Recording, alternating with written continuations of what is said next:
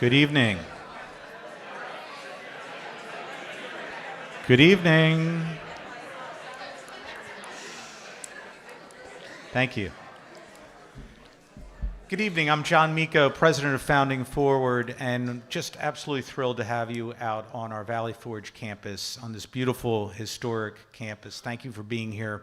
Typically, I'll spend a minute or two talking about what we do, what Founding Forward is all about, and our mission. But we have a great new video, and I think it does a lot better than I do. Some of you may have seen some version of this, so guys, please play the video.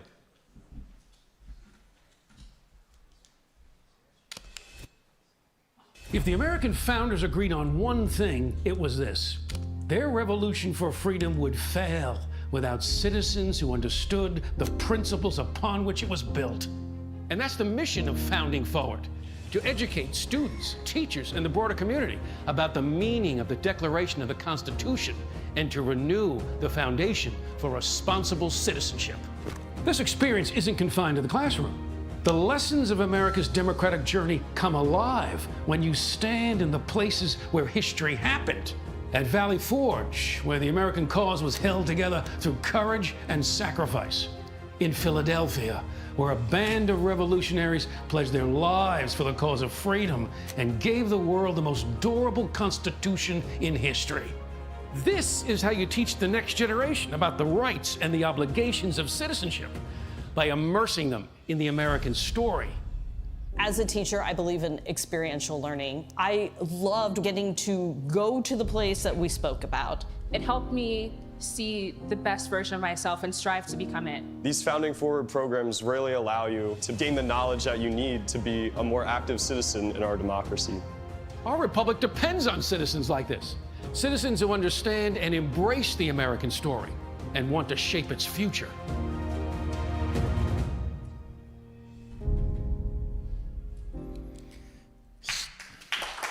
Thank you. I think all of you have a longer version of that in your email. If you don't, take a look. You just received it.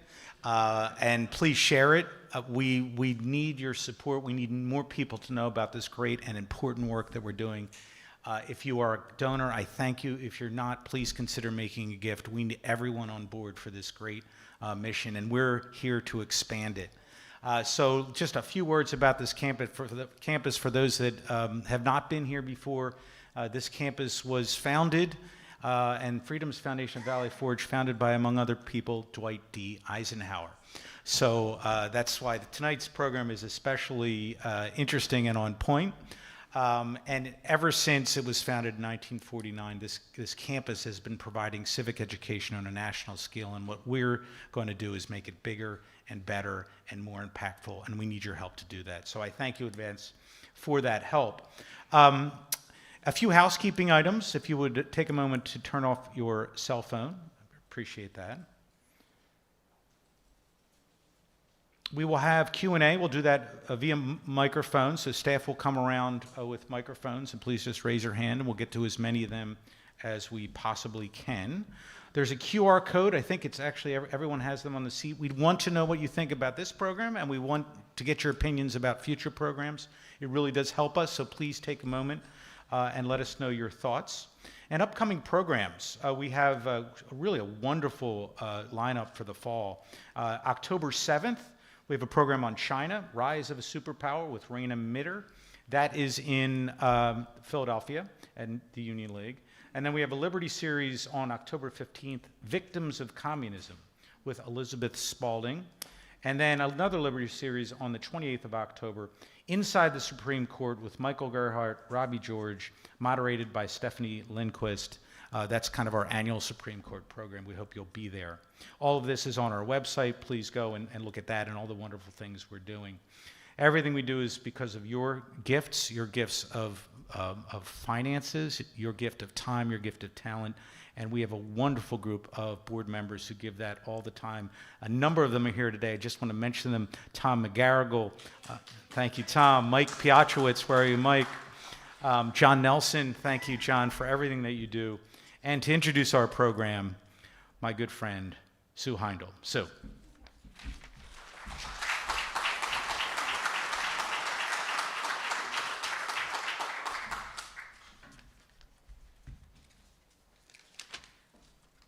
Thank you, John, and good evening, everyone. And it's my pleasure to introduce our speaker tonight. Dr. Ronald Granieri is the Professor of History and Acting Chair of the Department of National Security and Strategy at the United States Army War College and a Senior Fellow at the Foreign Policy Research Institute. He is a graduate of Harvard University and received a PhD in history from the University of Chicago. Dr. Granieri is the author of The Ambivalent Alliance, Konrad Adenauer, the CDU, CSU, and the Politics of German Wiesbindung, co-editor of The Bondian Cold War, Global Connections of a Cold War Icon, and author of the forthcoming Adenauer's Heirs, the CDU, CSU, from Détente to Reunification. He has authored articles on German history, European-American relations, the Cold War, and contemporary politics in journals such as Orbis, Foreign Policy, and the International History Review. All opinions are his own and not those of the U.S. Army War College, the U.S. Army, or the Department of Defense. Founding Forward is honored to welcome Dr. Ronald Granieri.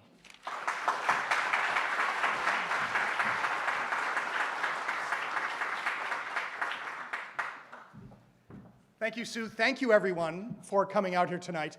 I was talking to Corey when we were preparing this for the evening that I generally tend to wander around when I talk, but they've got me a better corralled than usual here. But if I forget where I am, just feel free to shout that I'm getting closer to the edge.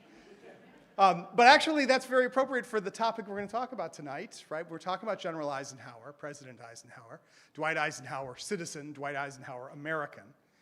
That he was a man who understood the need to avoid the fringes, a man who understood the need to hew towards the center, who understood the need to make things work. It is a challenge. I mean, I'm a historian. My dissertation was about post-war Germany. But in general, one of the things that historians tend to be drawn to, and certainly the history reading public tends to be drawn to, are crises, violence, wars, dictators, right? All the flashy stuff. We do not spend enough time thinking about the people who actually make things work. We don't think enough about the heroism of being responsible, right? We know in our lives that it is important that somebody is responsible, right? Everybody can't be flashy all the time. Stuff has to get done. And whenever we try to remember that, right, there's always the danger that we end up damning with faint praise, right? Somebody who, boy, X is a really good manager, right? Whereas Y over there is a dynamic thought leader, right? But a dynamic thought leader who only creates chaos needs every now and then a manager to come along and make sure that stuff works. There's a story that, that English lectures generally begin with a joke, and German lectures generally begin with an apology. And so I'm gonna tell a joke, and then I will apologize for it. And the famous joke is, a reporter is visiting the circus, and he's interviewing the various people who work in the circus, and he ends up standing, or near the end of his interviews, he ends up running into the guy who's responsible for cleaning up after the elephants in the circus. And he says to the guy, he says, have you ever thought about maybe going into a different line of work? And the elephant cleaner-upper says, what, and leave show business? That running an army, managing a country, founding institutions, is a lot of very hard work that takes place outside of the footlights, that takes place outside of the spotlight, that has to take place through long, patient labor. And so I want to talk to you a little bit today about Dwight Eisenhower as an American who understood the importance of maintaining the republic and how he fit as a man in the center. So I like to think about lectures, right? You always need to have at least 3 big questions, right? So 3 big questions. Who was Ike? How did his character shape his career? And what lessons can he teach us? I'm going to try to do this in a series of vignettes about aspects of his life. I'm not going to give you a full biography. I encourage you to read the great biography. There's a very recent great biography of Eisenhower by my friend Will Hitchcock. I encourage you to track that down. But I want to talk about Ike as a man in the center and about his legacies. And I promised that I will be done in about 31 minutes. You can hold me to it, so that then we'll have time for questions. All right? Here we go. So who was Ike, right? Dwight Eisenhower was a military man. He was a general eventually, right? Became a general in the United States Army just in time for the start of the First World War. He worked his way up in the Army. He worked with a lot of, let us say, big personalities. He was chief of staff to another guy who's got a building named after him on this campus, Doug MacArthur. He and General MacArthur were colleagues for a long time. I'm going to come back to talking about General MacArthur in a minute. But one of the things that made General Eisenhower successful was his ability to see the big picture, his ability to, let's say, his diplomatic skill in harnessing, channeling, shaping the sometimes very mercurial personalities around him.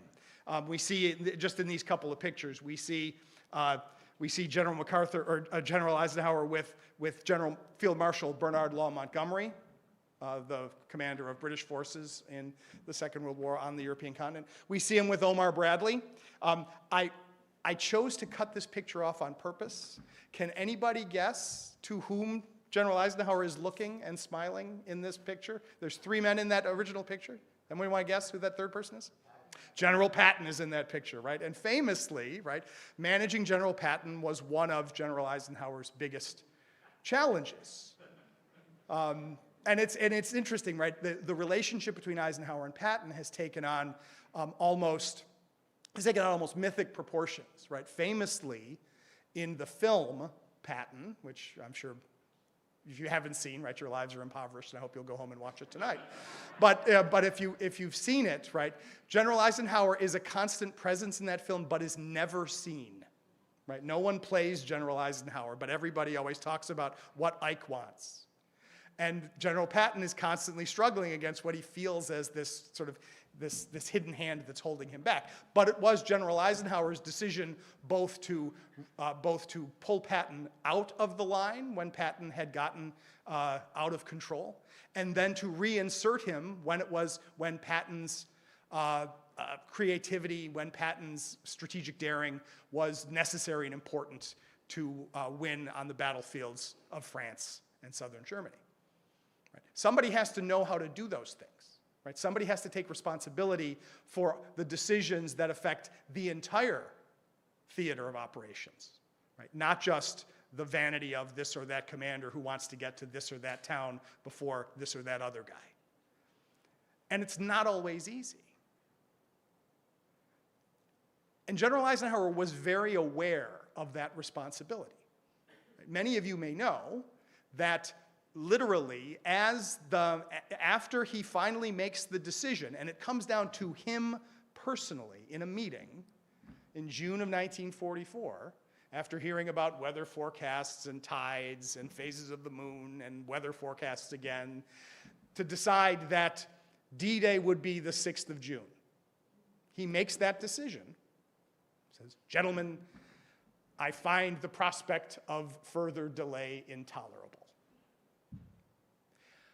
Almost immediately after making that order, he then sits down and drafts the telegram, the proclamation that he would give if the invasion fails,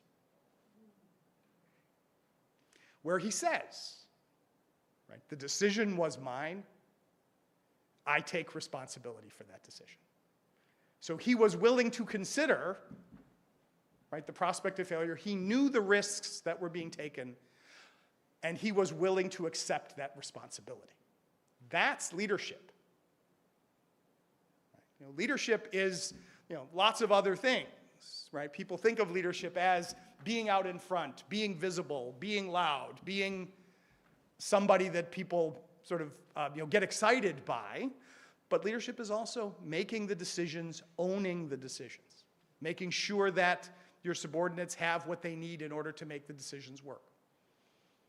General Eisenhower, his great success as Supreme Allied Commander in the Second World War was his ability to manage, his ability to understand the responsibilities that were laid on him. So that's one thing to think about, right? Military leader with responsibility. And when the war ended, he took on responsibilities. He's the first military governor of Germany. He is responsible for helping to smooth over relations with the Soviets, right down here. Right, that's a picture of Ike with Marshal Zhukov, the commander of the Red Army. Right, that Ike was willing to work with President Truman, I should say, was willing to work with President Truman in order to set up the occupation authorities in Germany to manage the immediate post-war years.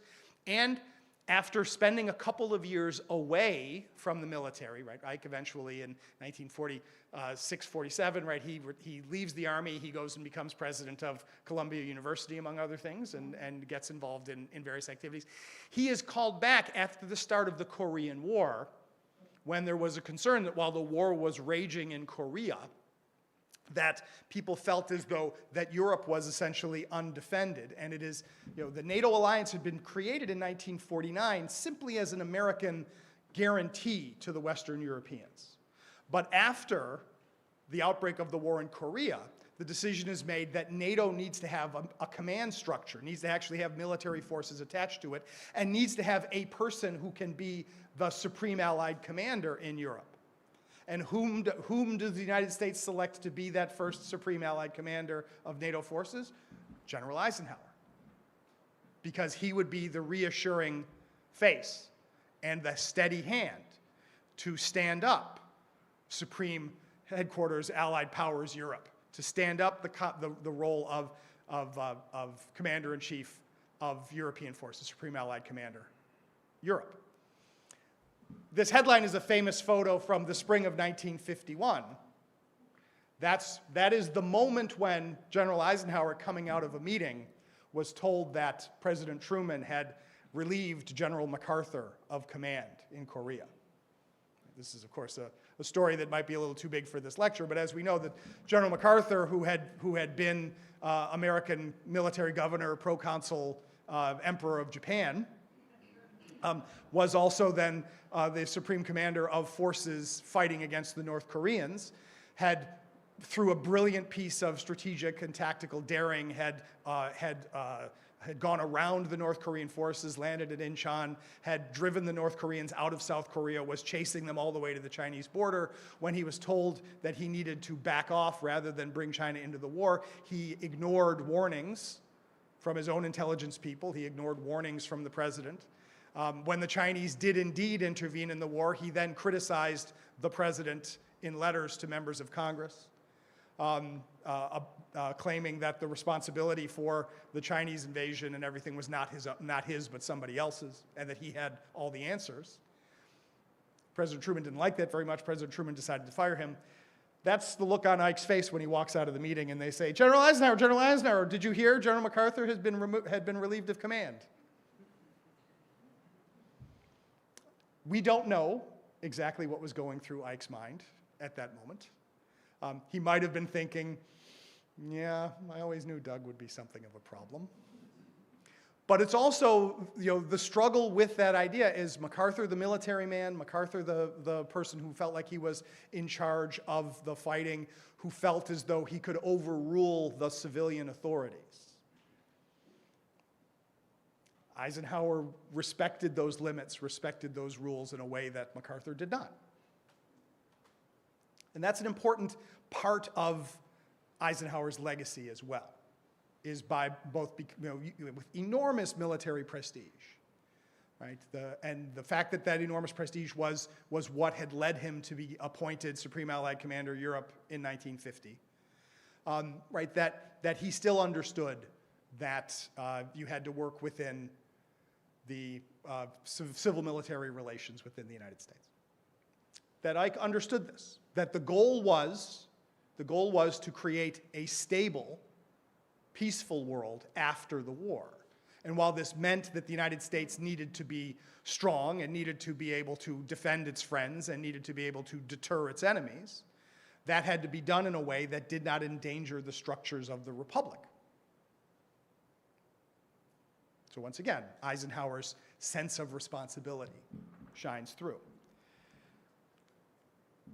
When he decides to go into politics, right, something that he resists, right, as early as 1948, he had people asking him if he wanted to run for president because of his enormous popularity, because people thought that he was a steady hand.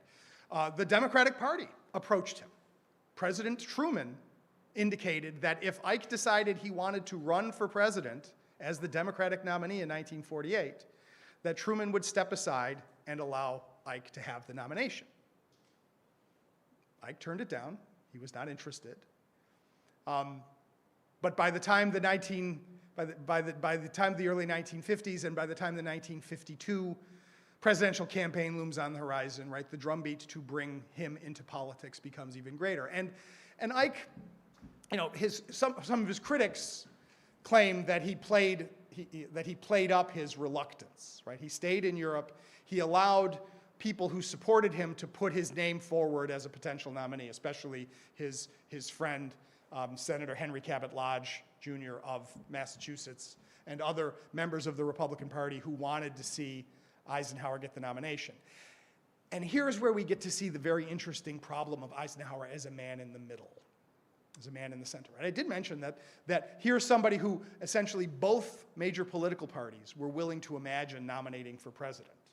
I defy you to name someone, right, who would fill that bill today. But even within the Republican Party, right, Ike found himself in a difficult spot. Right, the Republican Party going into the 1952 election had not won a presidential election in 20 years. Right. The polls suggested, because of President Truman's sagging popularity as a result of the Korean War, the polls suggested that 1952 was going to be a Republican year. And so the question for the Republican Party is, who do we put up as president, right? What do we choose to do? And there was somebody who saw himself as the natural Republican nominee. There's a gentleman in the upper left there standing with Ike, Senator Taft of Ohio, right? Senator Taft, Mr. Republican. It was literally his nickname, right, for those of you who know. Robert Taft, a man of high integrity, incredibly hardworking, right? Also in a lot of ways, right, a model for the responsible steward of the republic that we need in these kinds of jobs. But Senator Taft had been an anti-interventionist before the Second World War, and he had voted against the Marshall Plan. He voted against NATO. He believed that the United States should avoid entangling commitments, especially with Europe, at a time when the world seemed threatened by Soviet expansionism and, heck, now also by Chinese expansionism and North Korean expansionism in Korea. There were members of the Republican Party who were concerned that Taft would not bring the necessary enthusiasm for these American commitments. And so when Lodge and others within the Republican Party, when they were trying to get Ike to run for president, they made no secret that they were doing this to stop Bob Taft. And that created a difficult situation for President Eisenhower, who knew Senator Taft, respected Senator Taft, right? He would not publicly denounce Senator Taft. He allowed, if you will, his allies to criticize Taft going into the presidential campaign. And eventually, he gets the nomination in 1952 as a candidate who claims that he's going to hew more closely to the center, That he's not, that despite the fact that the Republicans have been out of power for 20 years, he's not elected on a platform that says, I'm going to roll back everything that happened in the United States over the past 20 years. Right? It can be managed better.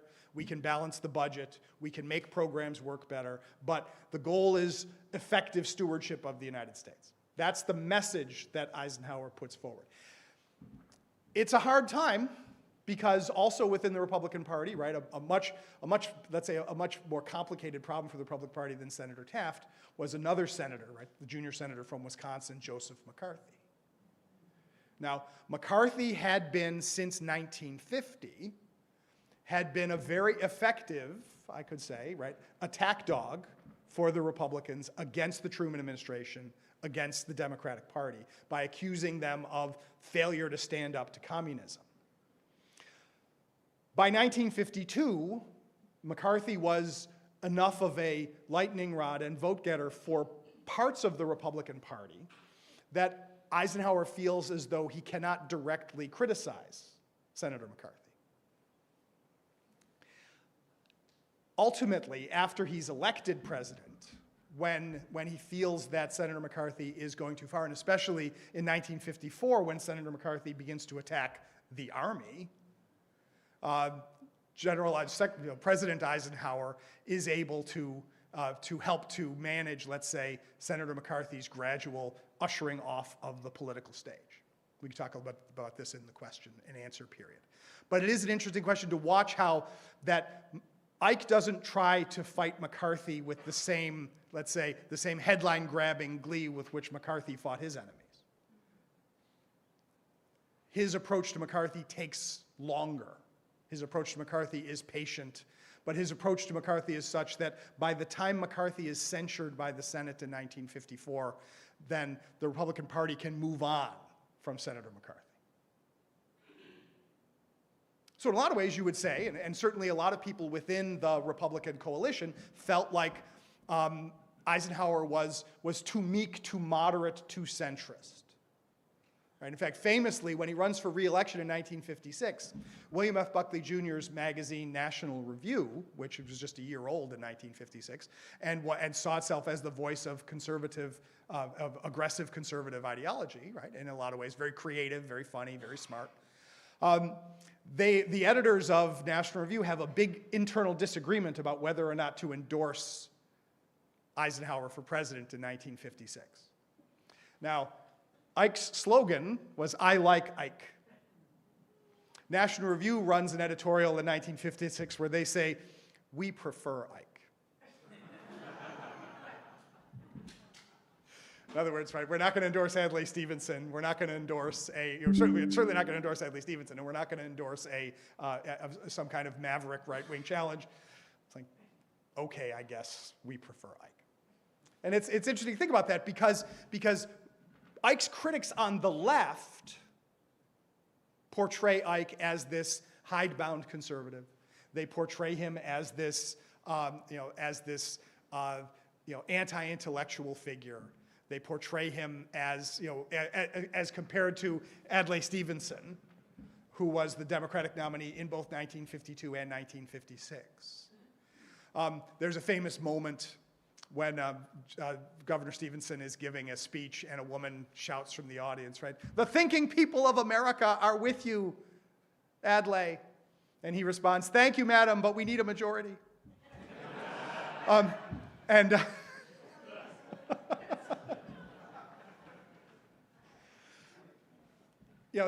The image of Eisenhower as the sort of genially bumbling tool of other political forces took deep roots in certain areas of American public life. And it was untrue, right? By the 1980s, when historians began to more closely examine the historical record, right, there's Fred Greenstein at Princeton University writes a famous book called The Hidden Hand Presidency, where he talks about how Eisenhower's style of unflamboyant, careful management actually allows for effective policy, allows for a period of economic growth and development, a period of stability that didn't just happen by accident.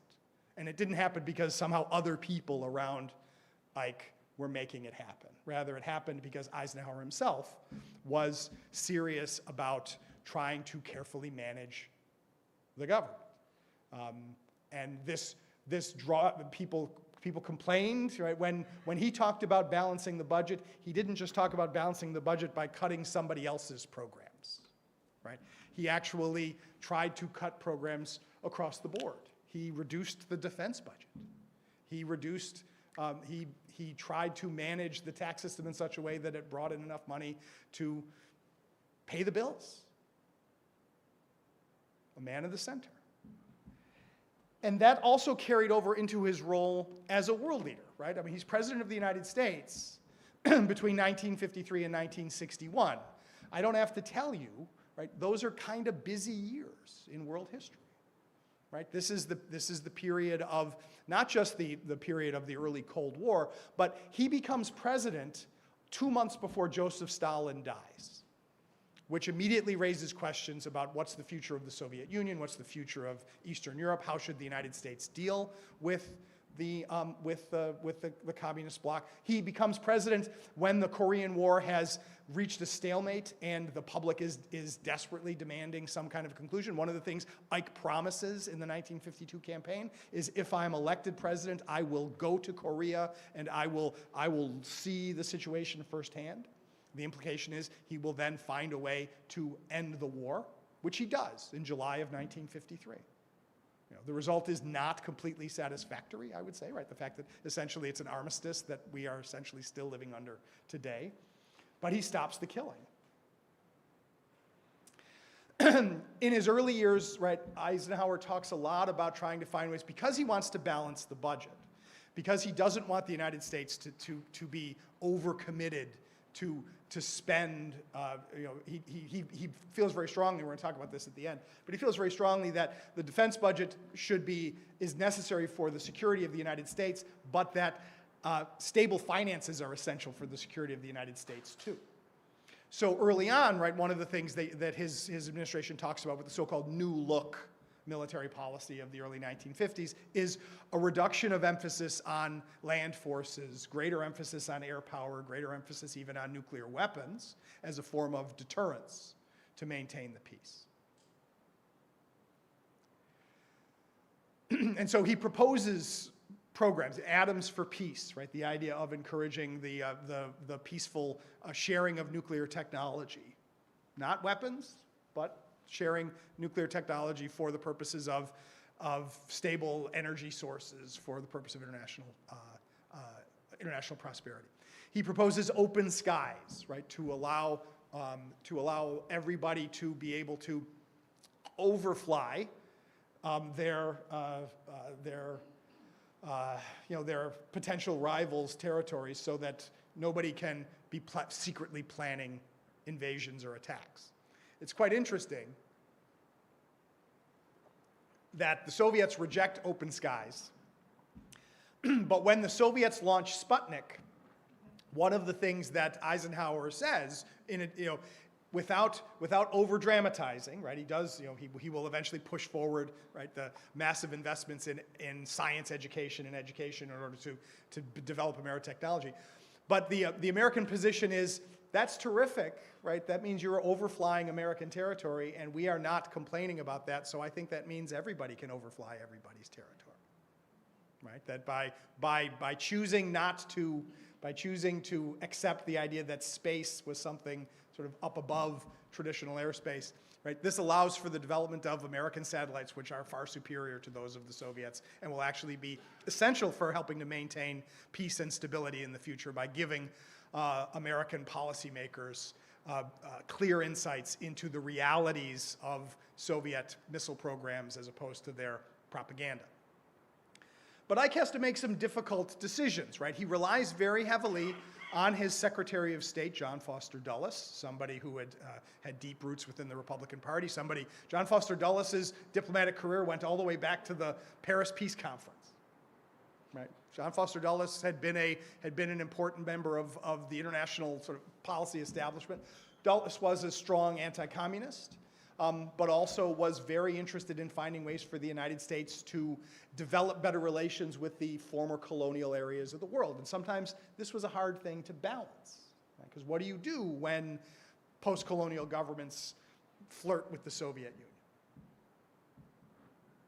Eisenhower had to deal with all of these things, and famously, right, one of the big examples is in 1956, when the government of Gamal Abdel Nasser decides to nationalize the Suez Canal, and the British and the French decide to launch a military action against Egypt without first consulting with the United States.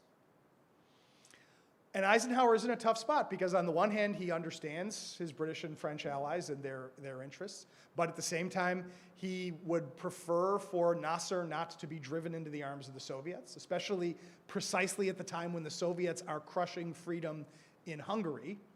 It is a bad look for the British and the French to be launching essentially a colonial war against Egypt.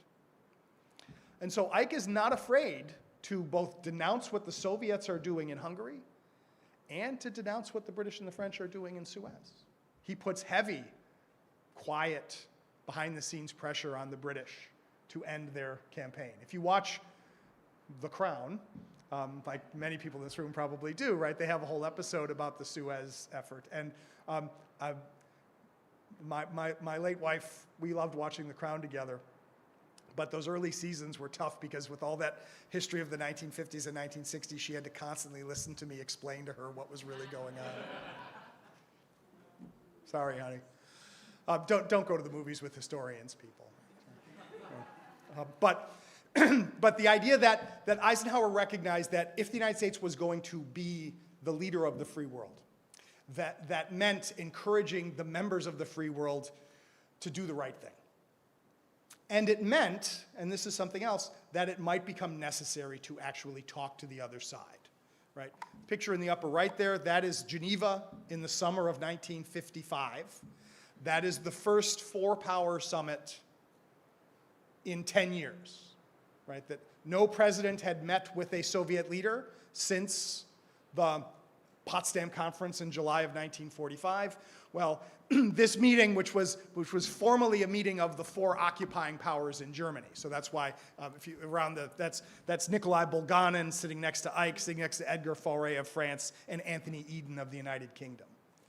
That Ike is willing to go to this meeting to put his stamp on it to encourage a reopening of diplomatic engagements with the Soviets. It's also very interesting is that there's this heads of government, heads of state session in the summer of 1955. There will also be several meetings of foreign ministers. There'll be another big foreign minister meeting of all four powers in Geneva in 1959.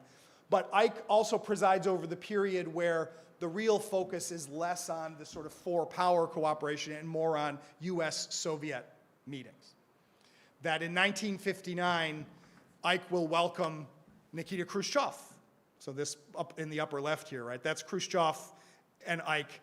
Ike is holding a model of the moon because Khrushchev had come and said the Soviets had sent a satellite that had circled the moon.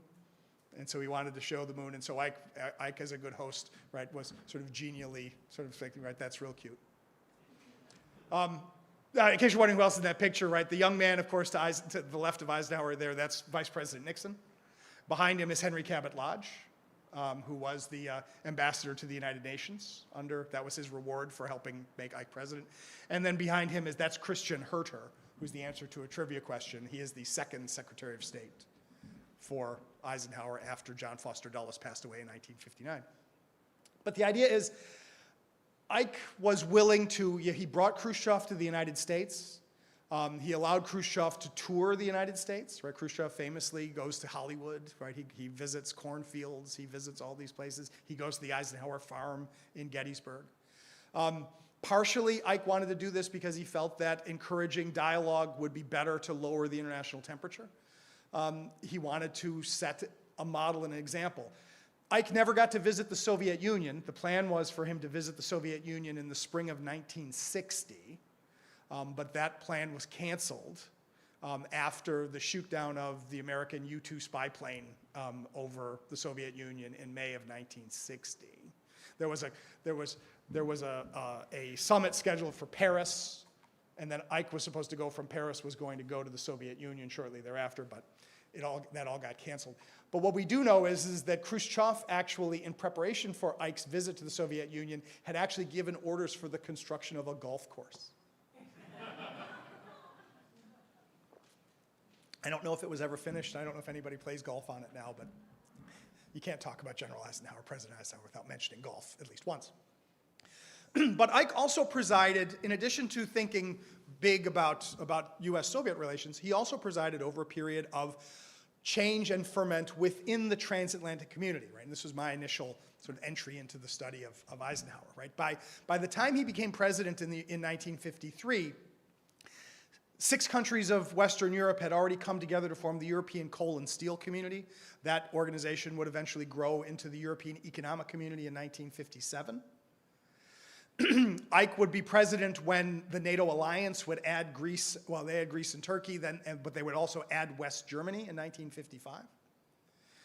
So, and Ike was interested in encouraging our European allies, now that they were 10 years removed from the end of the Second World War, that if they were growing and developing these institutions, that they could take more responsibility for their security. The picture, the fourth of those pictures, that's Ike with Harold Macmillan of Great Britain, Charles de Gaulle of France, and Konrad Adenauer of West Germany when he met with them in the later 1950s. Ike had to deal with some pretty big personalities in this stage as well, especially General de Gaulle. Winston Churchill famously said, right, of all the crosses that I've had to bear, the heaviest was the cross of Lorraine, which is the symbol of the Free French, because he had to deal with de Gaulle. De Gaulle pushes this idea of European autonomy and strategic distance from the United States, but in a way that challenges American leadership. And while Ike wants to encourage the Europeans broadly to think about playing a more active role in their defense, he's concerned that de Gaulle wants to pull France and pull Europe away from the United States. And this was a very difficult dance. So this is whenever anybody talks today about problems in the strategic relationship between the United States and Western Europe, I am sorry to say that there is no golden age where this was not a question, right? That we've been negotiating this over and over again. And Ike had hoped, actually, in his last years in office, he had hoped by encouraging the Europeans to come together with some kind of defense cooperation, that he'd even considered the possibility of encouraging the Europeans to have their own nuclear deterrent. These were plans that were then scotched by the Kennedy administration, which I could talk about in the Q&A. But Ike had this idea that Europe was getting strong enough, was getting independent enough, that they could take off the training wheels, that they could be partners with the United States rather than merely satellites or auxiliaries of the United States. So Ike saw the future. The future was a future in which the free world was made up of equal partners who respected each other. That the United States should not have to be their patron forever. And we've been struggling with trying to realize that vision ever since. So what is Ike's legacy? Well, most people, right? I mean, I experienced part of Ike's legacy today coming to you from Carlisle when I drove on Interstate 76, because the interstate highway system is in part a legacy of officially the Eisenhower interstate highway system, even though the Pennsylvania Turnpike is older than the interstate highway system. But Ike helped to build modern America, literally. He also left office with a very famous warning, right? This is a line from his farewell address on the 17th of January, 1961. In the councils of government, we must guard against the acquisition of unwarranted influence, whether sought or unsought, by the military-industrial complex. It's a very specific concern, but it's a concern that's been interpreted, misinterpreted, understood, misunderstood ever since. What was Ike afraid of? What was he warning about, right? He certainly wasn't warning against the idea of the United States being strong militarily, because he certainly believed in that. What he was concerned about was that policy decisions would be taken out of the hands of elected officials. When he says, the potential for the disastrous rise of misplaced power exists and will persist. That just as he himself, General Eisenhower, had taken on this, we'll go back to the question of character here, right? A character of responsibility, right? That politicians, that you need to be responsible for managing institutions, right? You got to be willing to write that declaration of what you're going to do if the D-Day invasion fails. You've got to be willing to manage the personalities around you. You have to take responsibility. I was reading I left it down there, my free Constitution. Make sure you pick one up on your way out, right? But also it has the Bill of Responsibilities by Freedom Forward. Right.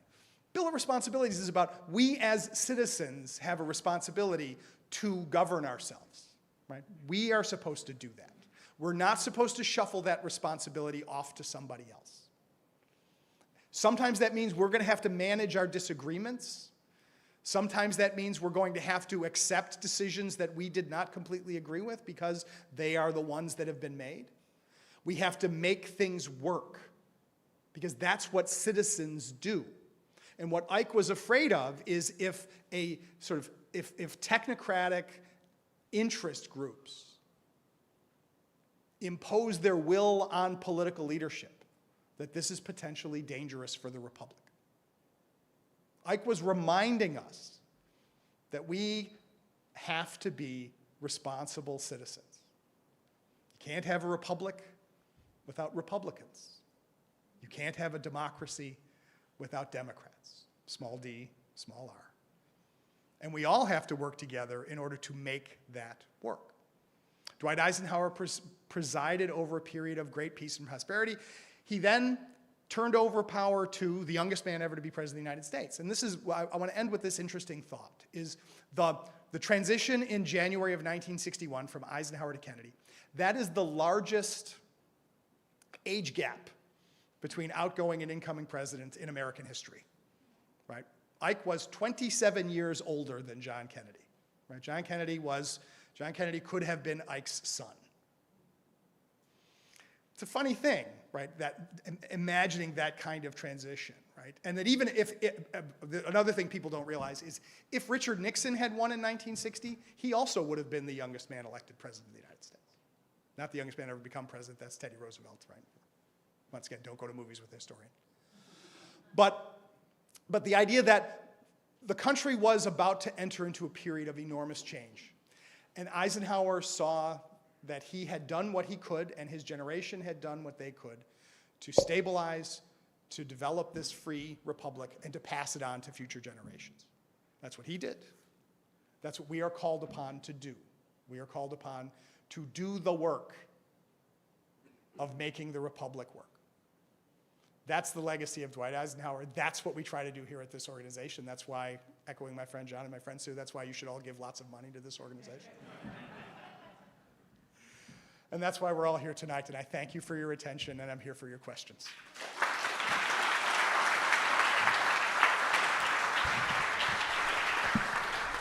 Thank you, Ron. We do have some time for questions. Chris, right here. Peter. Please, Chris, use the microphone. Thank you. Thank you very much for your remarks. It's very enlightening. My question is, how did Ike defuse the U-2 incident? How was that addressed? I mean, to a certain extent, he could only do so much, right? He couldn't placate Khrushchev to the point where Khrushchev would re-invite him to Moscow, or that he knew Khrushchev would storm out of the meeting in Paris, the four-power meeting in Paris. But what Ike did was to sort of quietly emphasize that the United States was acting within its rights, that the United States wasn't threatening anyone, and he also quietly then discontinued some of those flights as a gesture to the Soviets that we were not seeking to provoke. He didn't apologize in the sense by saying, "Oh my gosh, we never should have done that," because he felt like that it actually served the cause of peace to have this sort of knowledge of each other's positions.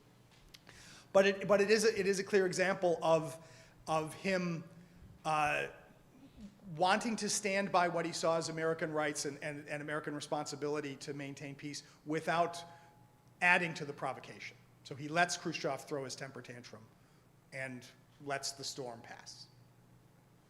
Not completely satisfactory in the eyes of some people? It's not satisfactory. Yeah, that's all right. Go ahead. Yeah. Because that flight was, it overflew the Soviet Union, right? Yes. 1,000 miles, right? Yes.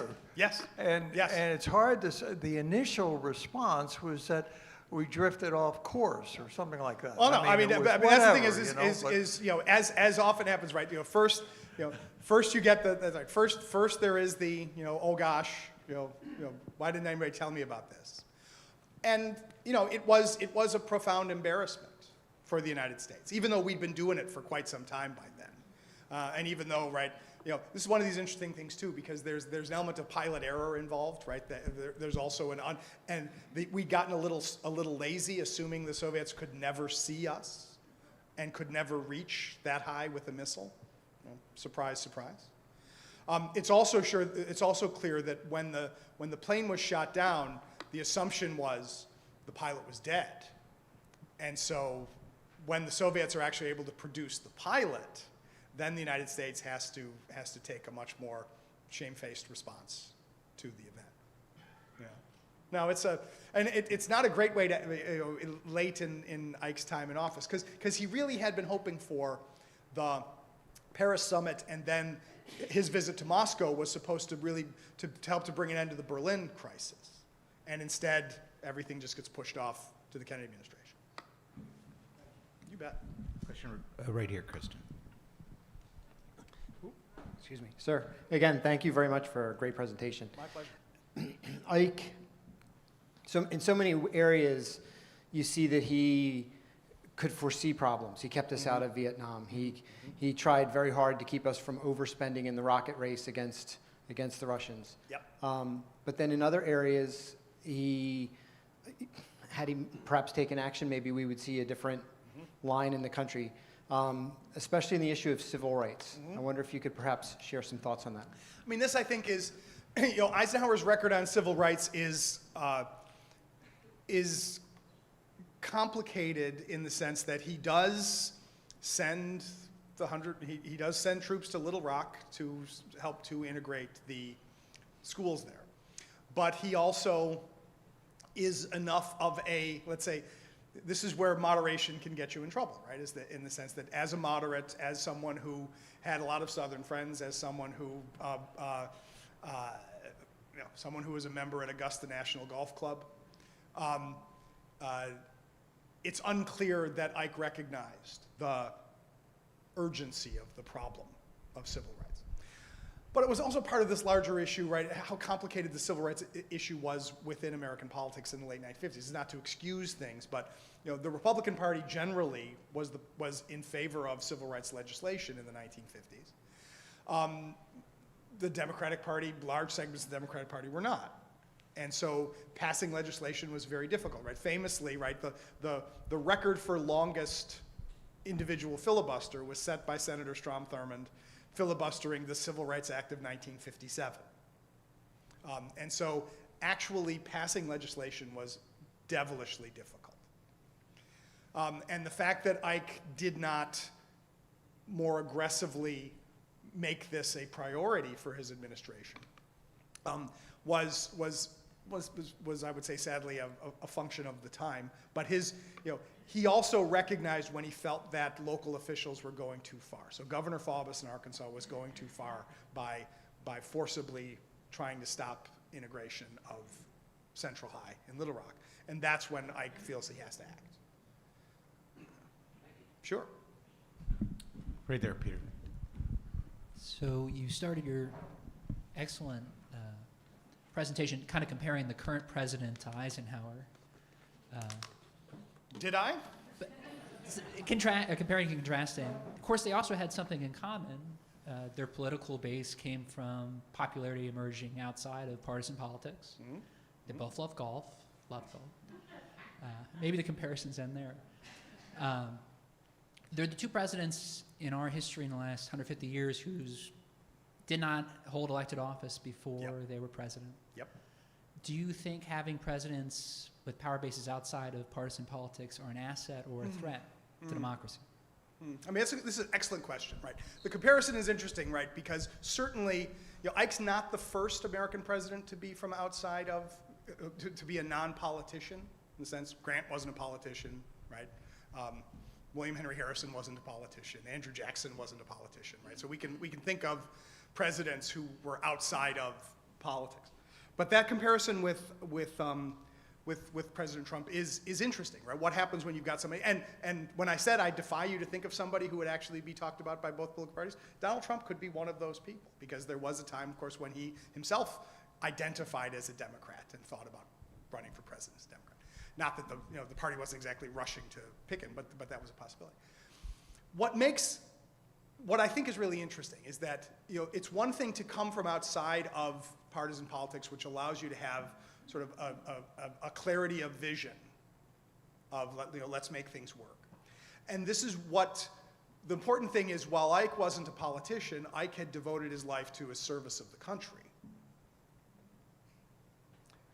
And so the idea that to try to figure out, when you come in buoyed by broad popularity and broad frustration with how things have gone, and broad frustration with the political establishment, you got to figure out what you're going to do with that popularity. So this is the point at which I remind you that all opinions I express are my own and not those of the United States government. But also, I'm not going to make any particular comments about the current administration. I say that the United States of America is a very difficult place to govern, and it's a very difficult place to govern at a time that the beautiful structures of the Constitution. Once again, read your free Constitution on your way out and give lots of money to the organization. The Constitution, our government was created to force us to work together. Our government makes it our constitutional order makes it very difficult to get things done, because that's how you protect the freedom of individual citizens, right? Governments that can do things really easy because one guy wants to do them aren't great for freedom. They might be good for efficiency, they might be able to solve this or that problem, but they're not great for freedom. But, and this we come back to this, right? If you want the stuff to work, you've got to figure out how you're going to work with people you disagree with.